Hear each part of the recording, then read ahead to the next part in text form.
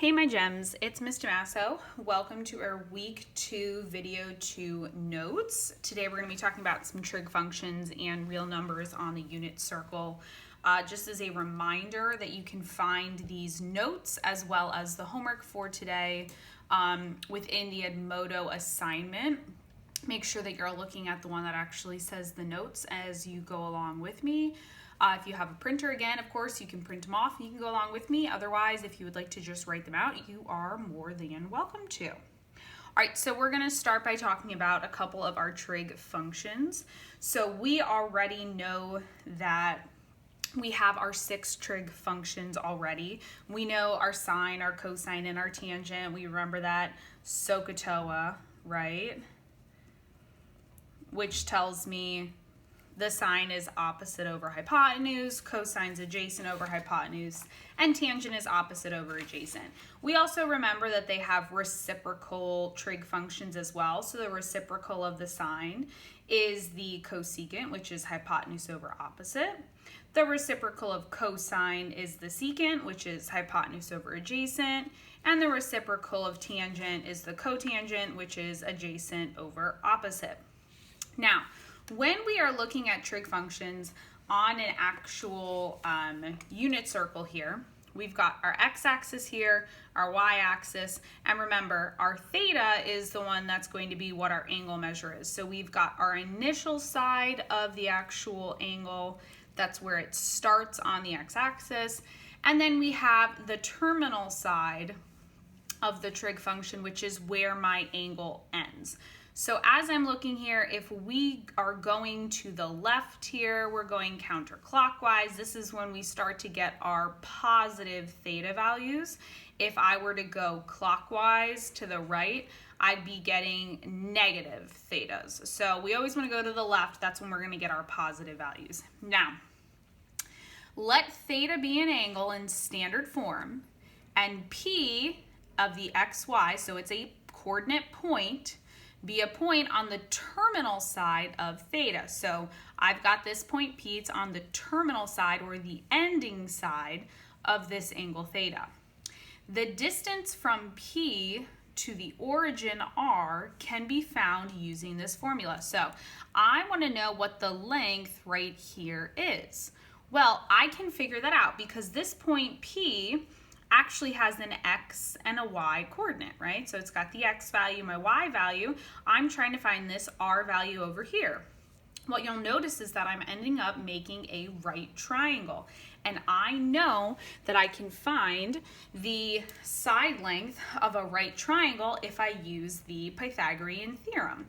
Except instead of using a squared, b squared, and c squared, I'm going to use the values that are given to me here.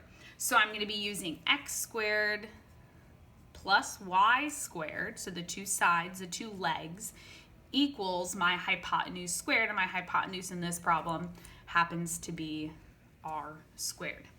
Now, I can actually end up finding the trig values of sine, cosine, and tangent of the angle theta.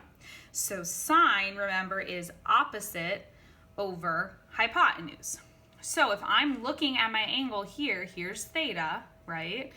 This is the other part of the angle. So this is my reference angle. So sine is opposite over hypotenuse. So it would be y over r.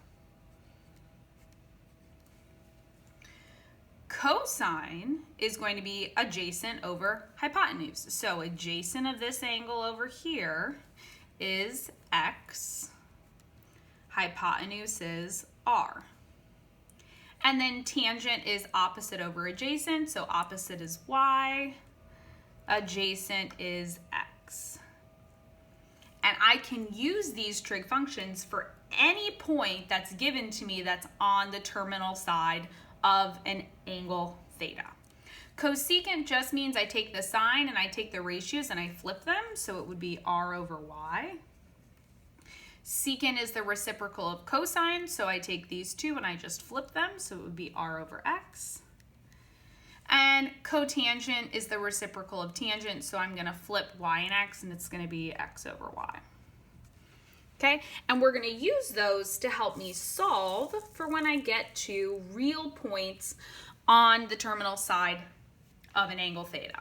So point P is 5, -2. It's a point on the terminal side of theta in standard form. Find the exact values of the trig functions of theta. So first thing I'm going to do is I'm going to graph 5, -2. So it's 1, 2, 3, 4, 5, -2. So it's somewhere about here.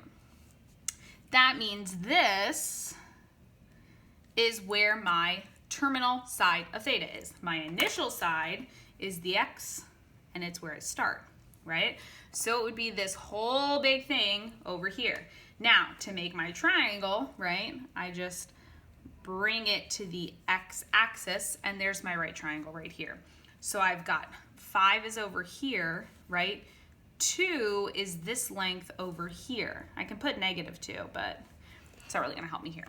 Okay, so I'm trying to find this piece over here, the r value. Okay, so I'm going to use Pythagorean Theorem. I'm going to say the x squared plus the y squared should give me my r squared. My x squared, my x is a 5, so it's 5 squared, plus my y squared is -2 squared, and that's going to give me my r squared value. So 5 squared is 25, -2 squared is 4, I add them together, I get 29, okay? And then to get r by itself, I'm going to square root. 29 is not a perfect square, so I'm just going to say that the r is square root of 29, and I can't break down that 29 any further. So I have my r value, I know that my x value is 5, and I know that my y value is -2. Now I'm going to use these three, r, x, and y, as I do the sine, cosine, tangent, cosecant, secant, and cotangent. So sine is really, if I kind of move it up here, sine is really y over r, so mine's going to be y over r.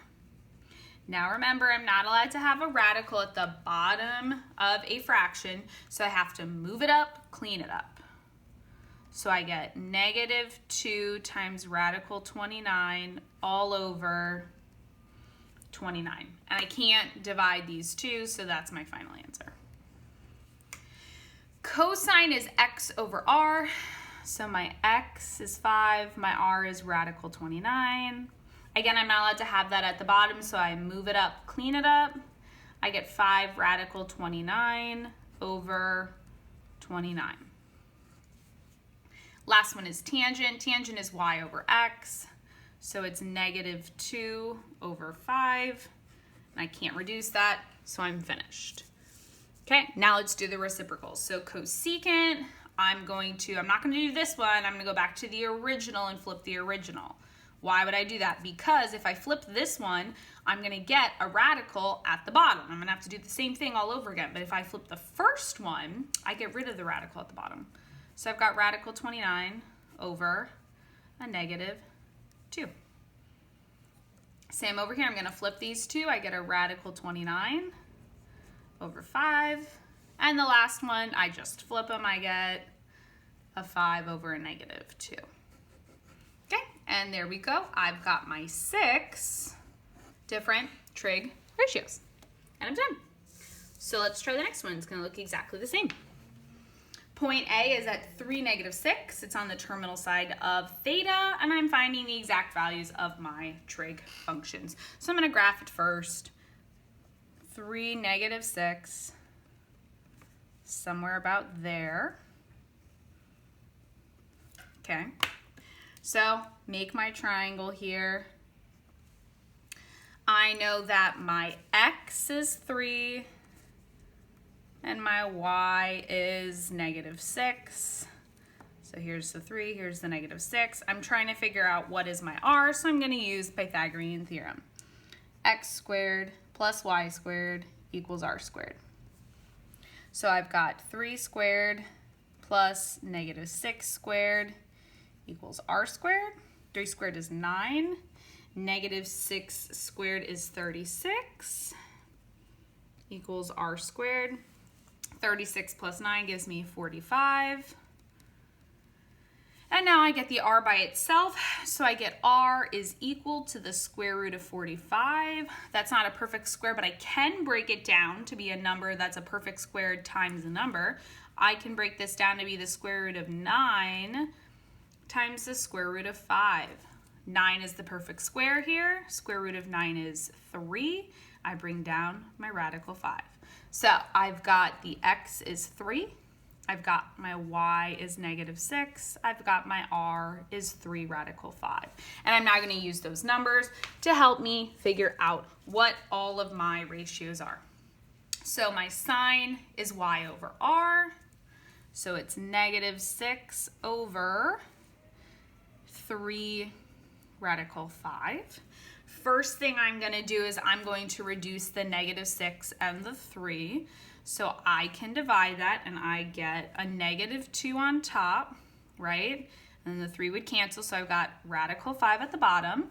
And then I move it up, clean it up. So I've got -2 radical 5 over 5.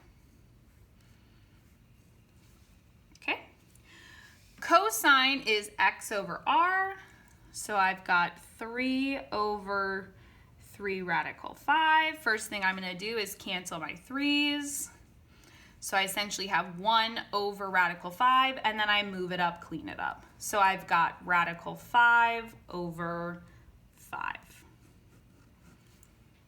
Last one, tangent is y over x.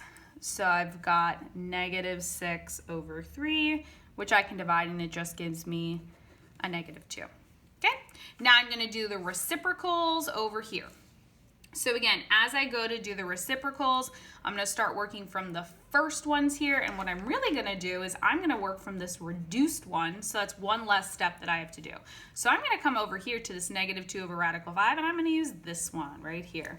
So I end up getting radical 5 over the -2, and I'm done. Right? Super easy that way. So again, I can flip these two. I've got 3 radical 5 over 3. Cancel my 3's. I'm just left with radical 5. And then I flip these two. I've got 3 over -6, which really gives me a -1/2. And I'm finished with my trig ratios.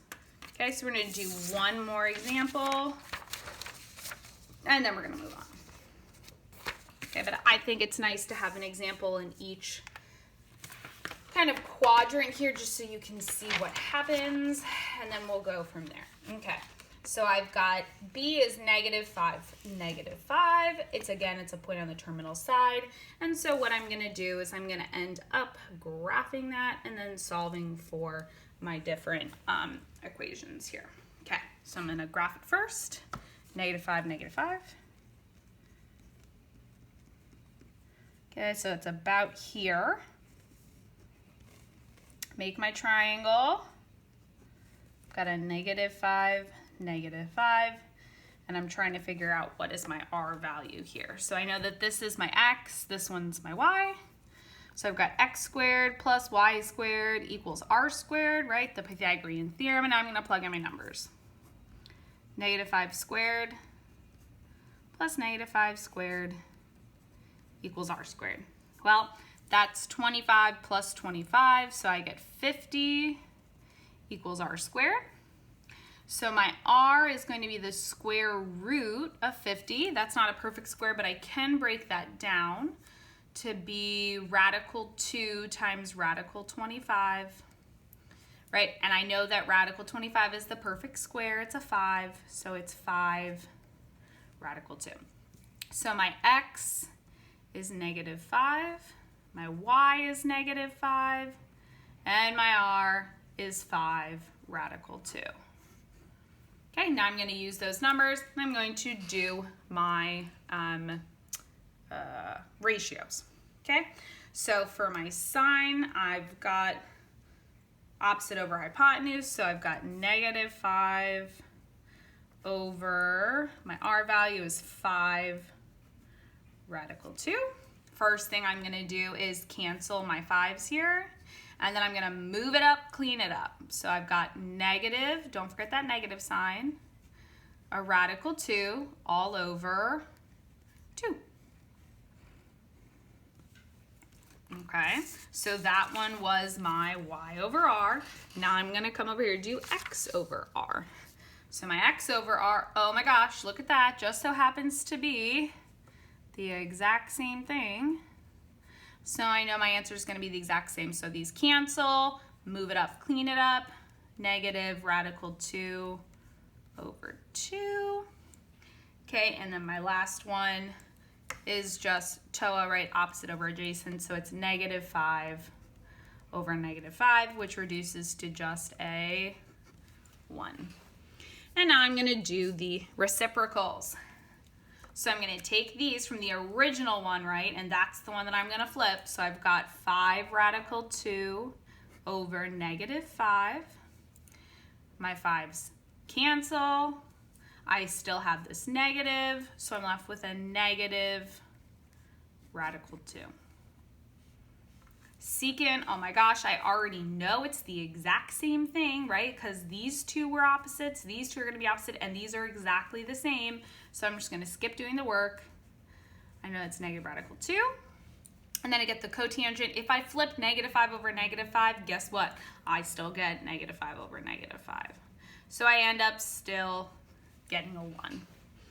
And I'm finished. Okay, now, using those same ideas, we've already talked a little bit about angles that have an initial side and a terminal side that are on the unit circle. So now we're going to talk a little bit more about this actual unit circle, so what this really means. So a unit circle is a circle that has a radius of 1 unit. Because the value of r is 1 for each point on the circle, the sine, cosine, and tangent values can be defined as this. So if here is my theta, right over here on the inside of my angle, my x value is over here, right, because it's how much you go across, my y value is how much you go up and down.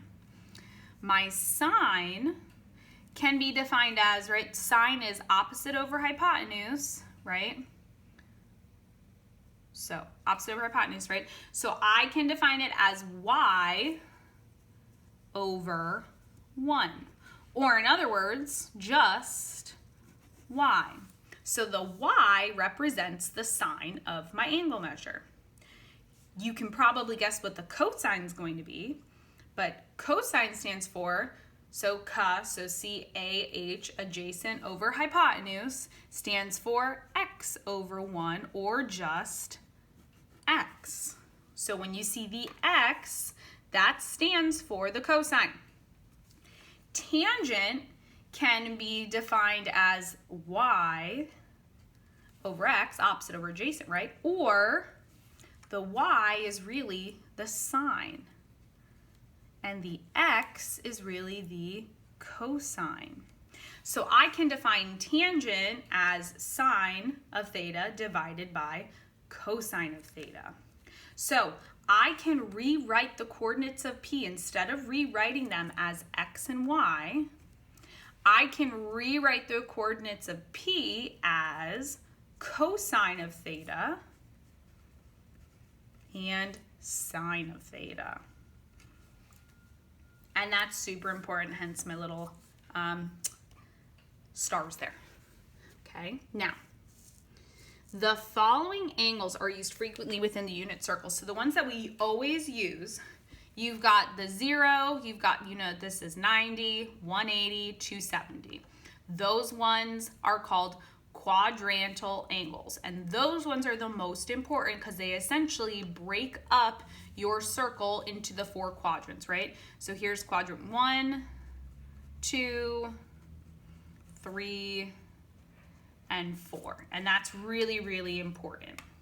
Now, this point over here, we can define it as 0 degrees or 360 degrees. If we're talking about a point on the unit circle, the point over here would be 1, 0, right? I go over 1 because the radius is 1 and I don't go up or down. This point over here, 90 degrees, would be defined as 0, 1. Right? I don't go left or right, but I go up 1. 180 over here on the left would be a negative 1, 0. And then at the bottom, I've got a 0, negative 1. Okay?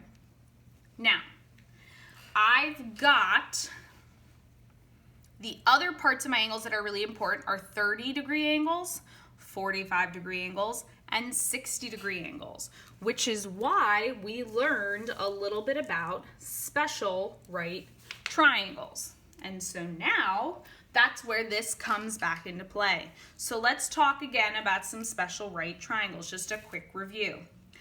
I know there are two different types of special right triangles. One is a 30, 60, 90. One is a 45, 45, 90. Now, if you are given a 30, 60, 90 degree triangle, the simplest form is if I go across from the 30, that's where my x was, remember? That side over there is just a 1. On this side, across from the 90, it's 2x. Or in our case, is going to be 1 times 2, well, that's 2. And then across from the 60 is x radical 3.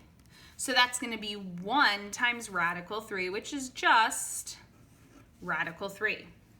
That's if you're looking at the 30-degree angle. Well, if you remember from the last video we watched, we could convert degrees into radians. 30 degrees is pi over 6. That's something to write down and to have memorized. Now, that's a special 30-degree triangle. If I'm looking at a 60-degree triangle, guess what? It still is the same parts as this one, but instead I'm going to look at the 60. 60 degrees is pi over 3. Now, if I have, look something like this, a 60-degree angle, okay, I'm looking at the 60, it's still going to be set up the same way. Across from the 30 is going to be my x, which is a 1. On this side, across from the 90 with the 60 and the 30, this is a 2. And over here is just a radical 3. And I'm going to show you why this is so important in just a moment. Last one that's really important is a 45-degree triangle. 45 degrees is pi over 4 in radians. A 45, 45, 90 triangle looks like when you go across from the 45s, that's your x, which is just a 1, right? This is the simplest form. And across from the 90 should be x times radical 2. Well, my x is a 1, so it's just radical 2. Okay, and I'm going to show you why this is so important. Now, I'm going to mark on this picture, I know that 30 degrees is pi over 6. I know that 45 degrees is pi over 4. And I know that 60 degrees is pi over 3. I also know that if I go around the circle, 90 degrees is pi over 2. 180 degrees is just pi. 270 degrees is 3 pi. I'll do it up here. 3 pi over 2. And 0 or 360 degrees is 2 pi. Here's why this is so important. So here's an example here. If I asked you to find the exact sine of pi over 2, okay, pi over 2 is 90 degrees. So I'm asking you to find the exact value of the sine of 90 degrees. Well, if I go over here, here's my 90 degrees, it's this point right here. The sine is just the value of y. So over here, I know this point is 0, 1. The y value is just 1. So the sine of 90 is 1.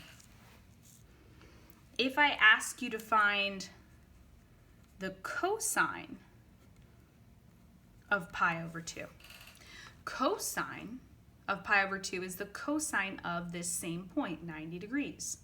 Cosine is just the x variable.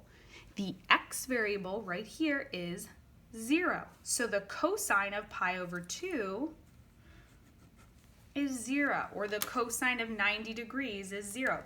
Those are two things I can check on my calculator, right? I can put the sine of 90.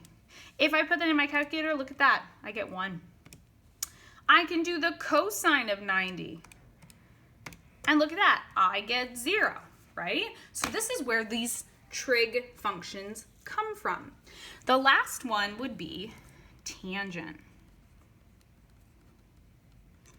The tangent of 90 degrees, tangent means take the sine and divide it by the cosine, or take the y value and divide it by the x. So if I take my sine value and I divide it by the cosine, I get 1 divided by 0. I can't do 1 divided by 0, right? That's not true. That's not a possible thing for me to do. So this is undefined. And I can check that with my calculator. I can put in my calculator the tangent of 90 degrees, right? And notice I'm doing everything in degrees because my calculator's in degrees. Tangent of 90 degrees, it says domain error, right? It's undefined. I can't do that. Now, this is all well and good if I say, hey, what's the sine, cosine, and tangent of 180? What's the sine, cosine, tangent of 270? Or 360? Those 4 points are really, really easy. Those are called quadrantal angles. Those 4 are the easiest. Now, the problem becomes, what if I ask you to tell me, well, what's the sine, cosine, and tangent of 60 degrees? What's the sine, cosine, tangent of 120 degrees? Sine, cosine, tangent of 275 degrees, right? Those are not these 4 quadrantal angles. So because of that, we have to use our special right triangles to help us out. So that's what we're gonna do now.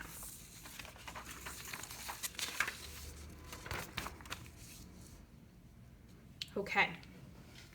Now, if I am looking around the unit circle here, there are 4 different quadrants, right? So here's quadrant 1, quadrant 2, 3, and 4. I know in quadrant 1 I have positive x values and positive y values. I know in quadrant 2 I have negative x values and positive y values. In quadrant 3 I have negative x values and negative y values.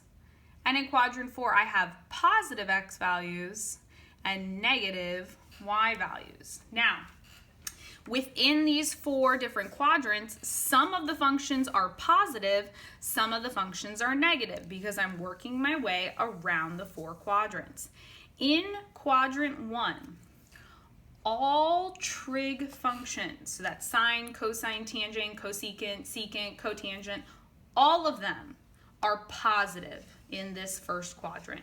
So if your terminal side of your angle lands in quadrant 1, you are going to have a positive answer. If your terminal side, lies in quadrant 2, only the sine, S-I-N-E, only the sine function and its reciprocal, which would be the cosecant, right? That's its reciprocal, would be positive. Everything else, if it's not sine or cosecant, is negative. In quadrant 3, only the tangent and its reciprocal, which is the cotangent, only the tangent and its reciprocal are positive. Everything else is negative in this quadrant.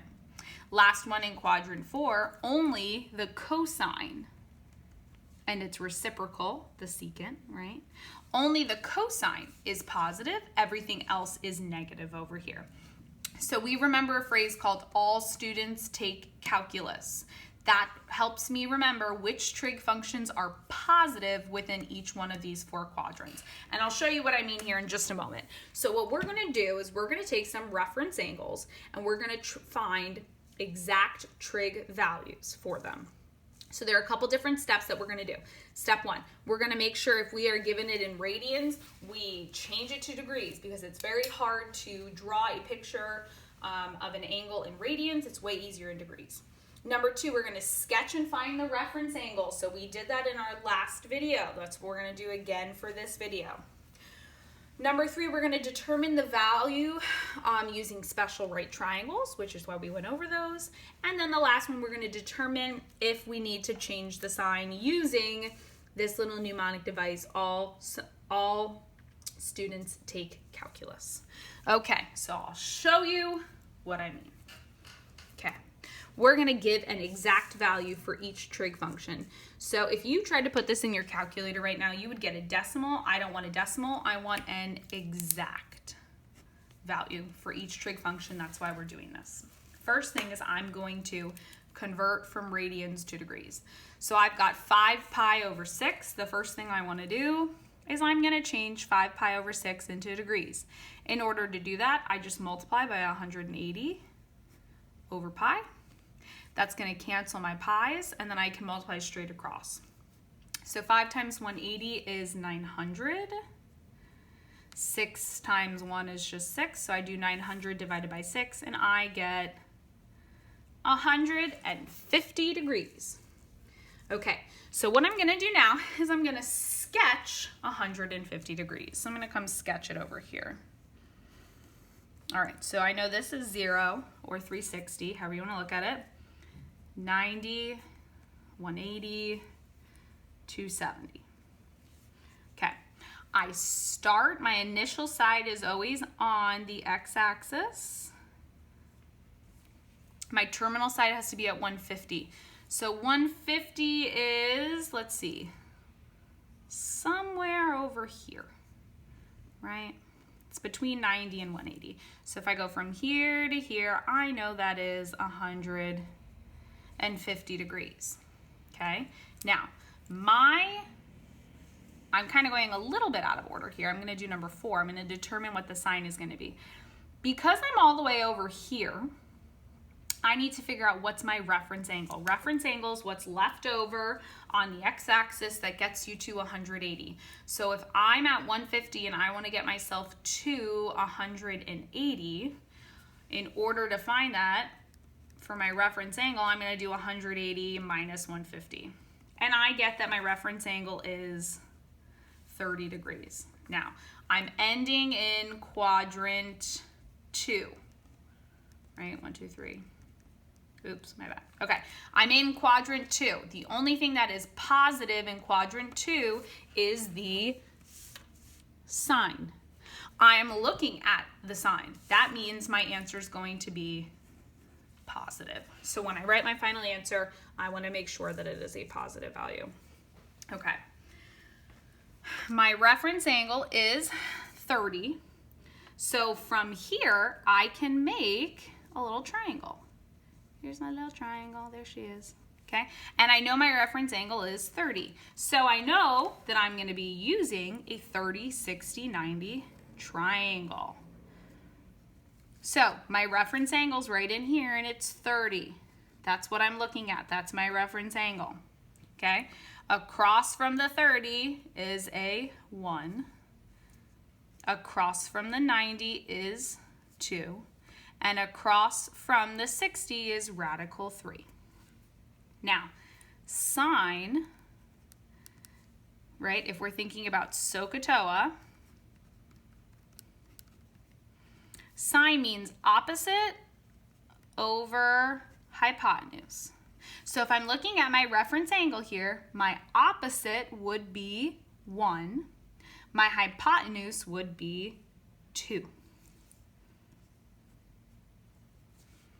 And I need my final answer to be positive, and it is a positive, and so now I'm finished. So the sine of 5 pi over 6 is a positive 1/2.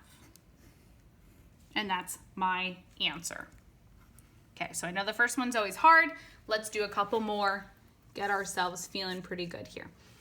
Okay, tangent of 3 pi over 4. First thing I'm going to do is convert it to from radians to degrees. So I've got 3 pi over 4. To change it, I multiply by 180 over pi. When I do that, I get 135 degrees. Okay. Step 2, sketch and find the reference angle.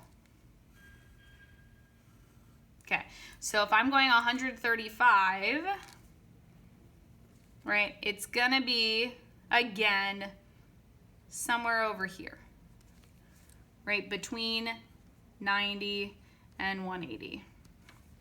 Okay, to find the reference angle, I'm going to take 180 and subtract 135, and that's going to give me my reference angle. So my reference angle is going to be 45. Now, I know I'm going to use a special right triangle that has a 45 in it. So here's my triangle now. Okay, here's my triangle. And it's a 45, 45, 90. Here's my reference angle down here, right where I'm looking from. I know my reference angle is a 45. Across from the 45 is a 1. Across from the 45 is a 1. Across from the 90 is a radical 2. Now, tangent means opposite over adjacent. Okay, here's my reference angle. Opposite is 1, adjacent is 1. So it's going to be 1 over 1, which is just 1. So my final answer is a 1, except I have to determine and change the sign if needed.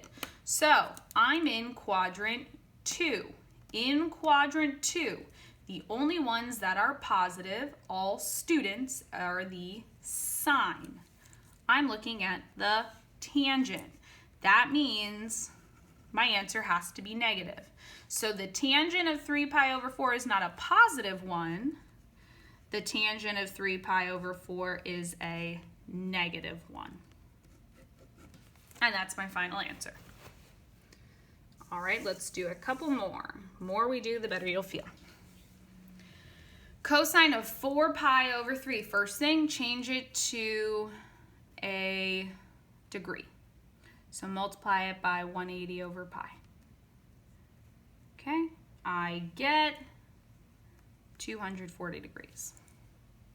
All right, step 2, sketch a picture.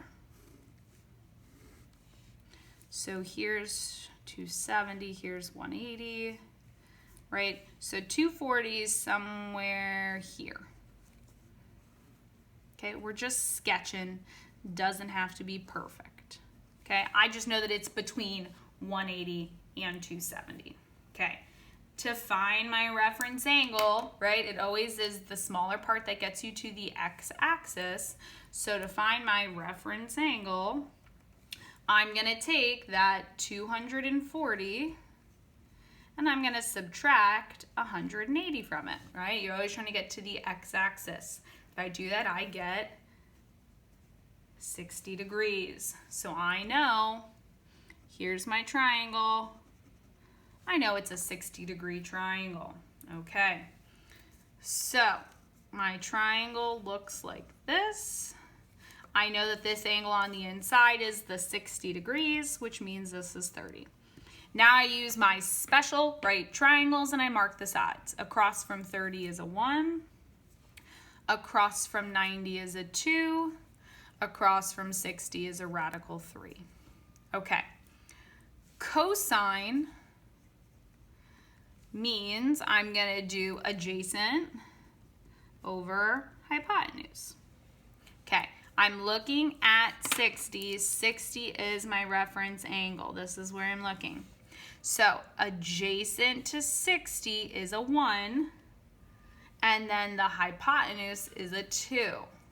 So it's 1 over 2.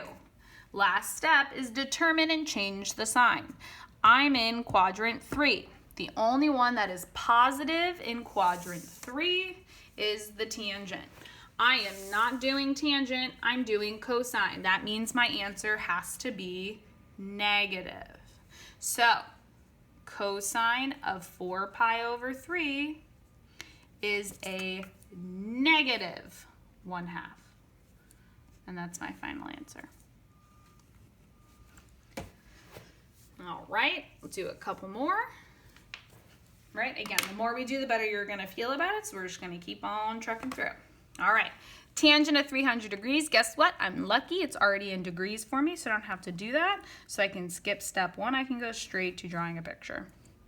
Okay, so here's 90, 180, 270, 360. Okay, I know that 300 is somewhere over here, we'll say. Somewhere between the 270 and 360. So it goes all the way around. That gives me 300 degrees. Okay, I'm gonna find my reference angle. So again, reference angle gets you to the x-axis. X-axis is 360. So to find my reference angle, I'm gonna do 360 minus 300. That gives me 60 degrees. Okay, so my triangle is a 60-degree triangle. Okay, so I'm going to draw. It doesn't really matter how you draw it for each one of these. Wow, that was awful.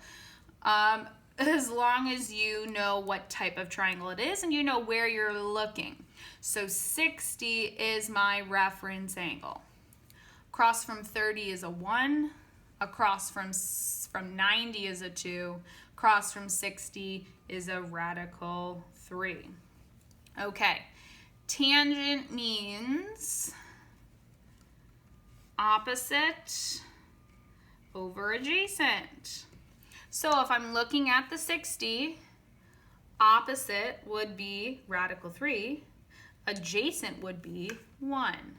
So I've got radical 3 over 1, which is just radical 3. That's my answer.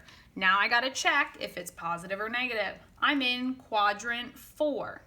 In quadrant 4, the only positive one is cosine. I'm doing tangent. That must mean my answer is negative. So my final answer is that the tangent of 300 degrees is a negative radical 3. All right, 2 more. We're so close, team. Okay, same steps. I'm not changing anything. I'm already in degrees. That's great for me, so I can skip step 1. Step 2 is to draw a picture. Let's draw a pic. So here's 360, 180, 270. Okay. Cotangent of, I'll zoom in a little bit here, cotangent of 315 degrees. So I know 315 is between 270 and 360.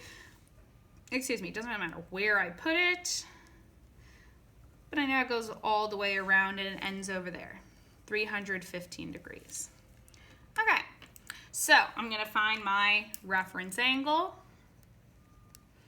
And I want it to get to the x-axis, so the x-axis is 360, and I subtract my 315 from it. So if I do that, I get 45 degrees, which means I know this triangle right here is a 45, 45, 90 triangle. Again, it doesn't matter how you draw it as long as you draw a 45-degree triangle. Now, if I look at the 45, because that's my reference angle, across from 45 is a 1, across from the 45 is a 1, across from the 90 is a radical 2. I'm getting those numbers from the special right triangle. That's why you have to have those memorized. Okay, so so I've got my 45, this is my reference angle. Now, cotangent is the reciprocal of tangent. To find the cotangent, I have to do adjacent over opposite. So the adjacent would be 1. The opposite would be 1. So my cotangent is 1 over 1, which is just a 1. Last step is determine what the sine is. My terminal side is in quadrant 4. In quadrant 4, the only things that are positive are cosine and the secant. I'm doing cotangent. Because that's not one of them, my answer has to be a negative. So my final answer is the cotangent of 315 degrees is negative 1.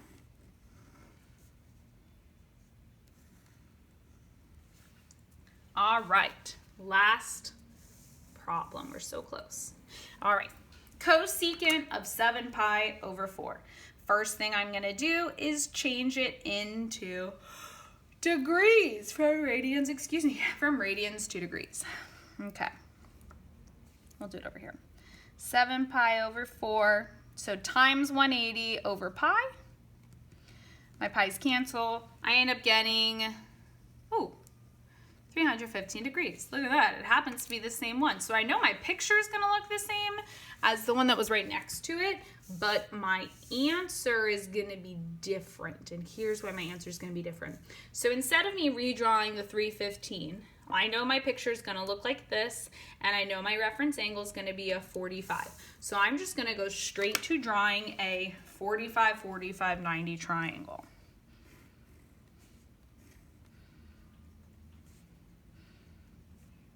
Okay, 45, this one is my reference angle, right? Okay, because that's what was connected here, right, to the circle. So there's my reference angle. So I actually know that because I guess I really should have done that. But I know my reference angle is because I do 360 minus 315, and that's how I get 45 degrees. And that's important because that's how you know which triangle to draw. That's how you know where to look. All right. So across from the 45 is a 1, across from the 45 is a 1, across from the 90 is a radical 2. Now, cosecant is the reciprocal of the sine. To find the cosecant, I have to do hypotenuse over opposite. Okay, so my hypotenuse is radical 2. My opposite is a 1. So I've got radical 2 over 1, which is really just a radical 2. Now, I know that this one, 7 pi over 4, is in the 4th quadrant. The only things that are positive in quadrant 4 are cosine and secant. I'm doing cosecant, which means I'm going to have an answer that is negative. So my final answer is that the cosecant of 7 pi over 4 is equal to, it's not just a radical 2, but it's a negative radical 2. And again, I'm looking for an exact answer. I'm not looking for a decimal. So don't try to put it into your calculator because you're going to get a decimal, and that's not what I'm looking for in this problem. Okay, so we are now finished. You are now ready to complete your Algebra 2 Week 2 Video 2 homework. It is attached to the Edmodo assignment. This assignment's a little bit different because you're actually going to do the assignment on paper, and then you're going to take pictures of your work and you're going to submit it into the Edmodo assignment. Do not submit it to me via messages on Edmodo.